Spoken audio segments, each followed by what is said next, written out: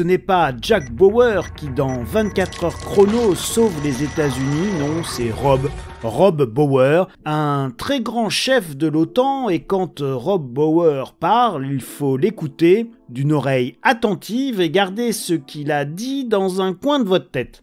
Robert Peter Rob Bauer est né le 11 novembre 1962, ce qui nous fait une belle jambe et qui n'est pas très important finalement quand on y pense. C'est surtout un lieutenant amiral de la marine royale néerlandaise, actuellement président du comité militaire de l'OTAN depuis juin 2021, et ça, c'est la véritable information, président du comité militaire de l'OTAN, c'est pas rien. Il était précédemment le chef de la défense d'octobre 2017 à avril 2021. En gros, c'était le grand chef de la défense des Pays-Bas et vice-chef de la défense des forces armées, justement, des Pays-Bas de 2015 à 2017. Bref, c'est quelqu'un de très haut gradé.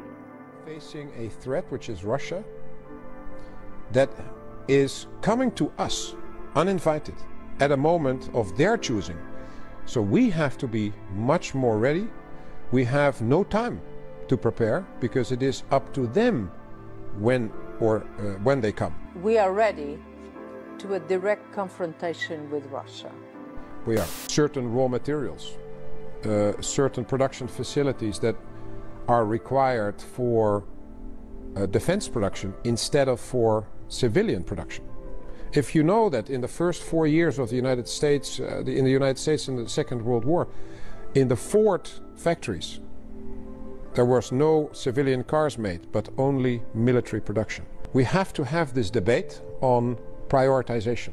And that is, in a way, talking about a wartime economy.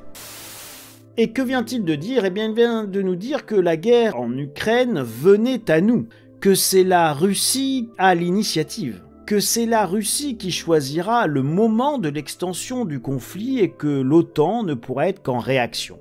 Il a raison et je partage cette analyse purement factuelle et non politique. C'est bien la Russie qui a décidé de l'invasion de l'Ukraine. C'est la Russie qui encore décidera du moment de sa prochaine grande offensive qui fait aujourd'hui si peur à l'Ukraine et si peur aux pays de l'OTAN qui veulent armer rapidement les Ukrainiens.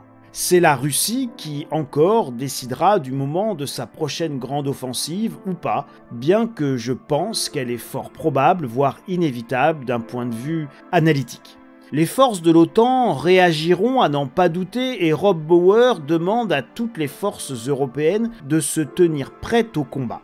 Il va plus loin en expliquant également qu'il est nécessaire de rentrer dans une économie de guerre et de mobiliser nos capacités de production à destination des besoins militaires, car selon lui, il faut cesser de produire pour les besoins civils et se concentrer sur les besoins militaires, c'est logique. Tout le complexe militaro-industriel russe est aujourd'hui mobilisé pour la guerre avec d'immenses ressources et un immense territoire, là où nous ne sommes pas encore rentrés en guerre en termes économiques et de production. Nous tapons dans les stocks et les stocks sont vides.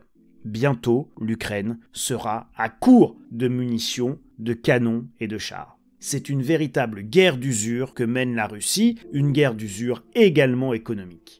Cela veut dire d'ailleurs qu'il s'inscrit dans le temps long, avec une guerre de grande intensité et de longue durée. Mon petit doigt me dit qu'à ce rythme, le réchauffement climatique d'ailleurs va rapidement devenir le cadet de nos soucis collectifs. La guerre cela pollue, il n'y a pas de pot catalytique sur les chars, il n'y a pas encore de covoiturage de chars, bien que l'on pourrait bien vite mettre en place un nouveau site genre Blablachar, et oui, nous sommes dans la Startup Nation, n'est-ce pas? Et je suis pas persuadé que les tanks russes s'arrêtent à la vue d'un panneau signalant une ZFE, une zone à faible émission, qui seront bien vite transformés en Europe en zone à forte explosion. Affligeant avenir que l'on nous propose. Il est déjà trop tard, mais tout n'est pas perdu. Préparez-vous les amis, préparez-vous à la guerre.